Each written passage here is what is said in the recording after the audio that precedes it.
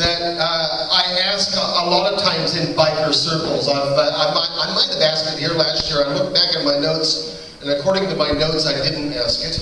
But then I rarely stick to my notes, so I could have asked it last year. And if so, that's okay. You can just sleep through my question. But before I actually get to the question's really important to me. For two reasons. Number one is I don't know the answer to it. Which is always a good reason to ask a question if you don't know the answer. But the other reason why I ask the question is I'm really interested in knowing what the answer is.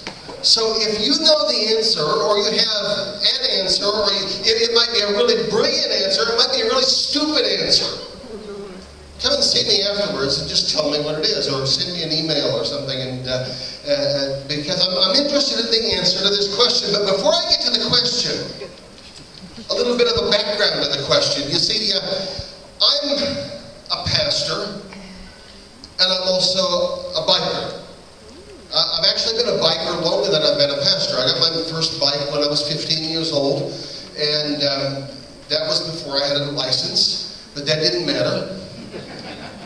Because it wasn't very far from our house to the end of the street, and it was a dirt bike, and there was a lot of dirt at the end of our street, which was about 3 blocks from our house, and so I'd hop on the bike and ride down and annoy the people at the end of the street with running around on my dirt bike and ride home again. Never ever got caught, but I've had a bike for a long time. I've been a pastor for a while now, but one of the things I've noticed about bikers is probably like much of the rest of the population is bikers come in all types. Just have a look to your left and then to your right. And you'll notice that there are some bikers who like cruisers. You know, lay back, take it easy, take life slow. Although I have noticed a couple of fellow victory riders who've scraped parts of their bikes on the road that I've never scraped on the road before. So maybe they ride a little harder than I do.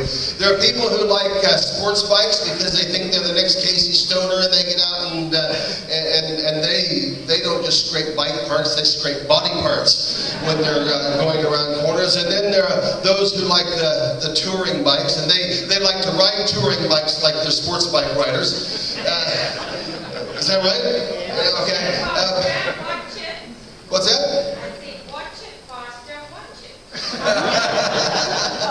and then there are those who like the adventure bikes. I've got a friend in Fraser Coast who's heading off to Alice Springs for the Ulysses AGM, and they're heading off cross country. There's a whole group of them going cross country through the dirt, a couple of support vehicles going with them, and they just love that idea of getting off the road and out into the dirt.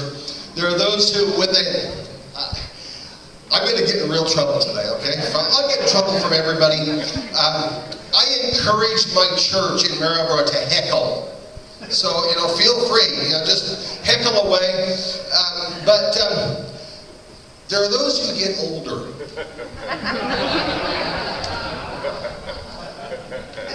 And can't hold a bike up. And I imagine there's coming the day when I might want a trike too, or a spider, something like that. There's those who like the Bergman, the vintage bikes. Anybody into vintage bikes? Nobody. Oh, okay, a couple. Now there's Bergman. No, that's not the Bergman. That's the Bergman. Some people like the step-throughs. Some people like to express their individuality.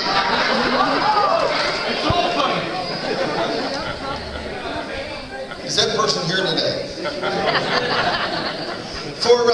For some people, a motorcycle it's a lot cheaper than buying a car, and what the heck, you can still get the whole family on there. For some people, it's cheaper than buying a ute, and you can still get all your ducks to the market. And I don't know if you realize, those trucks with the wide load signs on the back that carry wide loads and all that? I hear they're really expensive. It's a lot cheaper to do it on a bike.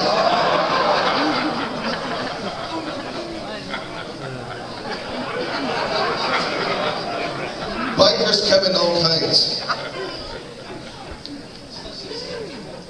And when I start to kind of put on my pastor hat, and I realize that in the the area of spirituality, bikers come in all kinds too.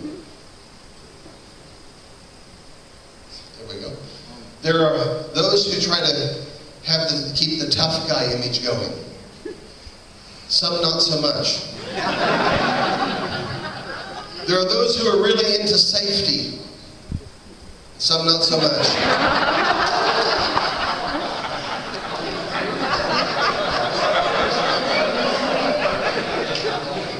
I don't know if there's any truth to the rumor that's a member of the Redlands branch. Is that right? I'm not sure. There are atheists who ride motorcycles. I've got a good friend, a Ulysses member, who was an atheist. Atheists can ride motorcycles, and agnostics ride motorcycles. You know what agnostics are? The word agnostic simply means I don't know. And agnostics are people who aren't sure. I shared this thought at our biker blessing in Maryborough 2 weeks ago, and some smart aleck came up to me afterwards and said, you know what happened to the agnostic who suffered from insomnia and dyslexia? I said, no, I don't know what happened to the agnostic who suffered from insomnia and dyslexia. And she said, well, he tossed and turned all night wondering whether there really was a dog. And I've got a lot of friends who like to think maybe there is a God, or maybe they like to think there isn't a God, but they're not too sure. And there are all kinds of bikers. There are those who are full unbelievers.